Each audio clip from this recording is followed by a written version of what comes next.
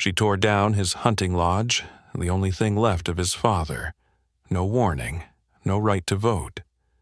And when he showed up with a warrant, she just smirked and said, "Your authority means nothing here." But what happened in that courtroom shook the entire county, and it all started like this. My father, John Baylor, was a man you don't meet anymore. He didn't speak much, but every word hit like a bullet, clear, weighty, and straight to the point. In his youth, he fought in the Korean War and came back with a quiet resolve in his eyes and a lifelong urge to build something of his own. No fuss, no boasting, just a quiet place to sit on the porch and listen to the wind whisper through the pines. He found that valley by accident. It looked like a tiny clearing between hills on the map, but in person, it was paradise. Red cedars stood tall like silent sentinels, and in the mornings the fog would roll across the ground like a blanket of milk. That's where he built the hunting lodge. His hands, though worn by time, were still strong. He chopped, planed, burned the wood to keep out insects, and raised the beams himself without hiring a single worker. He used to say, "If it's built by your own hands, it's built with soul." And that house had soul. It smelled of cedar and old coffee. Every fall, the whole family would gather, cooking stew over the fire, cleaning rifles, telling the same old stories that made Mom roll her eyes, though she always listened. We called it the refuge. It wasn't just a building, it was everything we had left of him after he passed. And then, everything was gone. I came home after a week of patrols, tired, dusty, with one thing on my mind: kick off my boots, make a cup of black tea, and head to the lodge, sit on the porch, say nothing. But instead, I found ashes, charred boards, a blackened patch of earth like it had been scorched by artillery, and a sign, white plastic, red letters. Illegal structure, removed in accordance with Section 13B of the HOA Charter.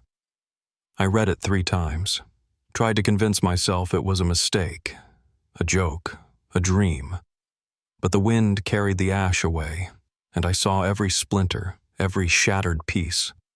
Something cracked inside me. I felt my fist clench on its own. Just like it used to, back when I was a rookie and we had to release a suspect because of a paperwork error. Back then I was silent, powerless. But now I knew exactly who did this. Karen Mayfield, president of the HOA. A woman who hid her cruelty behind rules and protocols. A woman who enjoyed breaking people's lives. A woman who bulldozed my father's legacy like it was a plywood shed. And from that moment on, I wasn't the county sheriff anymore. I was a son, and I wanted truth and retribution. Karen Mayfield wasn't just the president of the HOA. She was the HOA.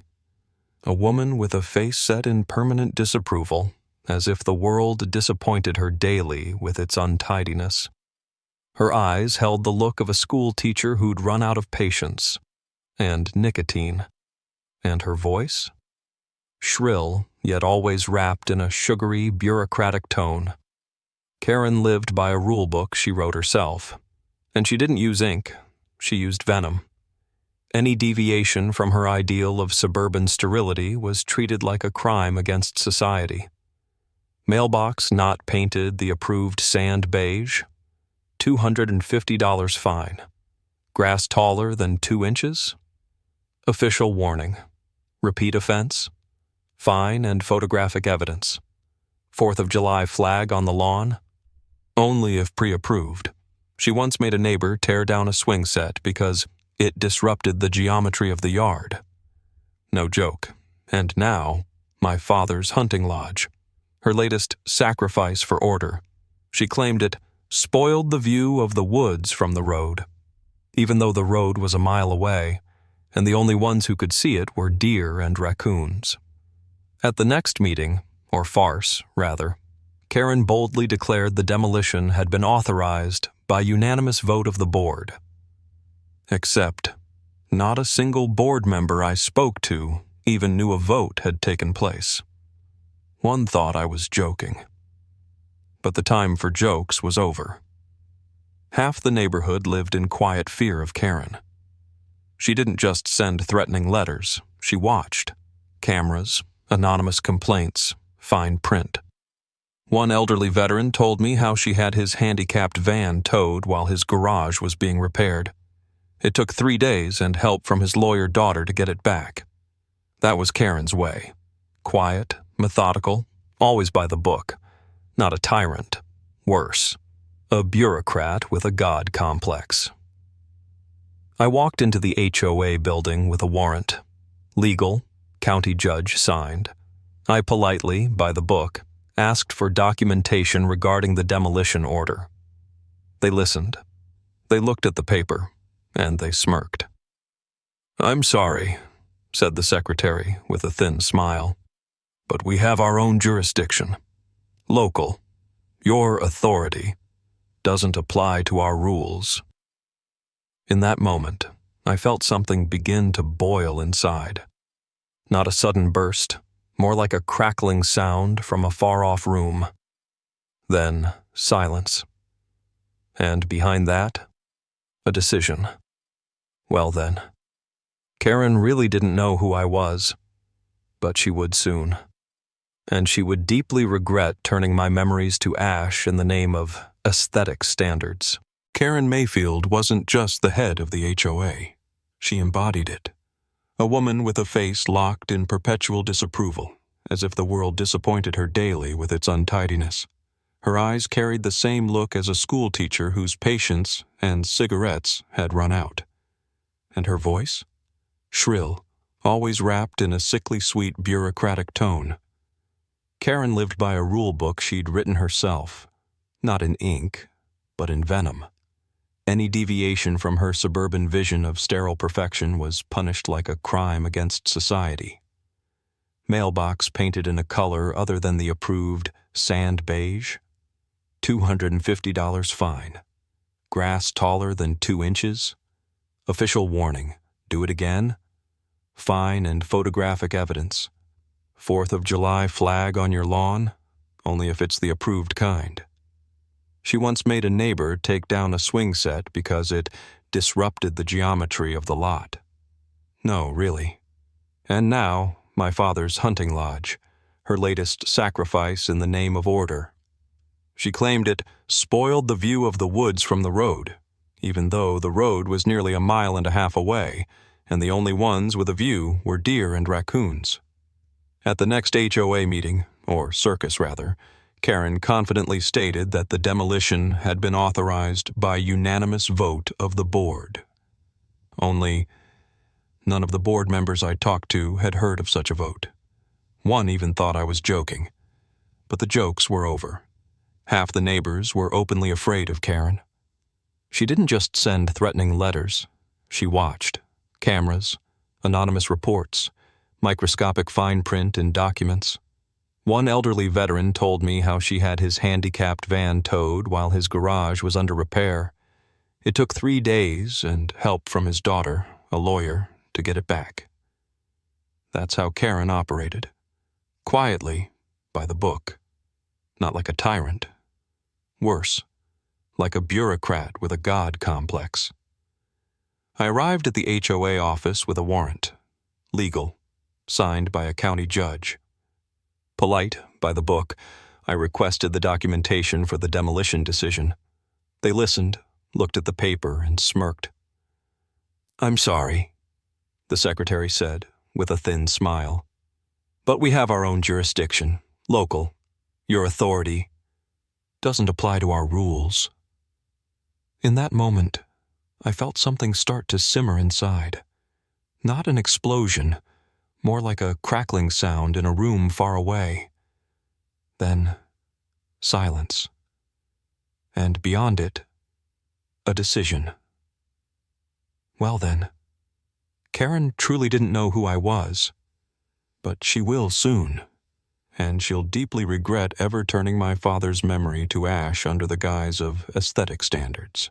3 weeks after the lawsuit was filed, the county courthouse was packed to the brim. People stood against the walls, sat on windowsills. Someone even brought a folding chair. No one wanted to miss what was about to happen. This wasn't just a hearing. It was a reckoning. The end of an era that, in our neighborhood, had a simple name: the Karen years. To the left, old Mr. Donnelly with his oxygen tank. He could barely breathe, but he still came. To the right, Mrs. Adelson, the one Karen forced to uproot her roses because they were too bright for the overall facade tone.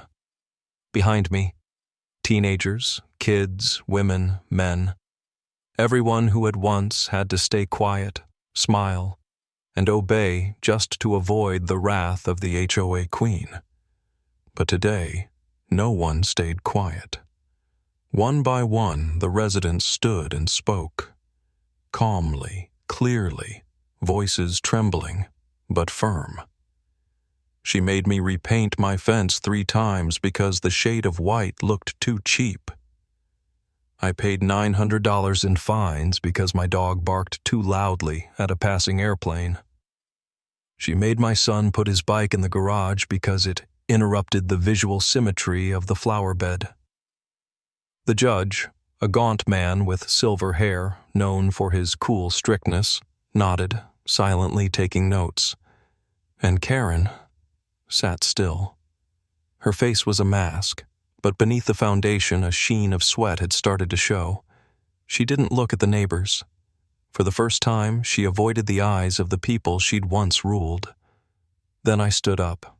I didn't speak long. I didn't raise my voice. I just played the video. On screen, footage from a camera hidden in my father's lodge. Karen in a beige suit, tablet under her arm. She looked at the crane operator and said, "Quick, before anyone sees, and leave the sign. It has to stay." Silence filled the courtroom, thick, heavy. The air felt viscous. No one moved. The judge slowly removed his glasses, rubbed the bridge of his nose. He looked at Karen, long, without anger, but with the weariness of someone burdened by handing down judgment to those who should have known better. Then he spoke. "Ms. Mayfield, you abused your authority. You violated not only the charter, but the trust. You turned power into a weapon. And now, you will no longer be a part of the HOA. Your actions are punishable by law. Judgment, $1.2 million in damages, and referral to criminal court." Karen jumped to her feet, or tried to. Her face went pale. Her lips trembled. She opened her mouth, then closed it, took a step, and staggered. A dull thud. She collapsed right by the bench, fainted. Whether real or for show, no one knew. And truth be told, no one cared. The neighbors watched in silence. No cheers, no applause. This wasn't a victory. It was a release. And in that quiet, in that stillness, was where the true triumph lived. 2 months had passed.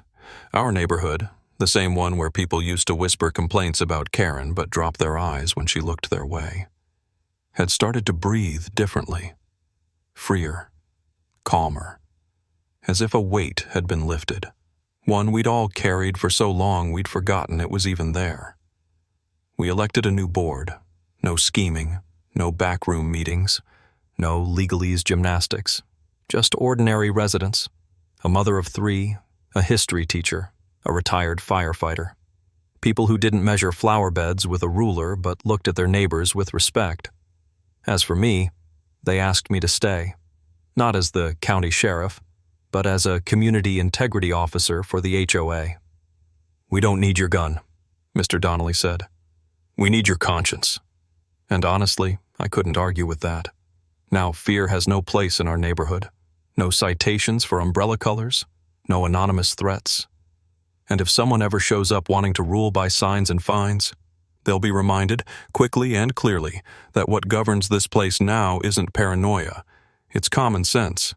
And more than that, I rebuilt the lodge, from the ground up, with my own hands, just like my father, using his old sketches, found in a smoke-stained drawer, with that same cedar scent, and the same porch facing the slope where you can hear the owl at dawn and the rustle of leaves at dusk.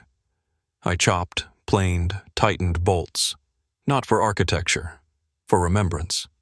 Each board seemed to settle exactly where it belonged, as if it remembered too. And one morning, as I tightened the last hinge on the door, I realized it had returned.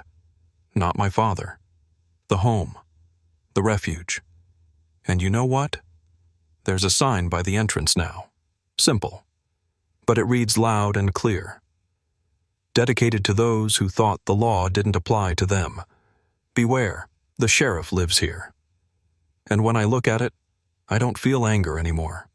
I feel order. And that is my victory.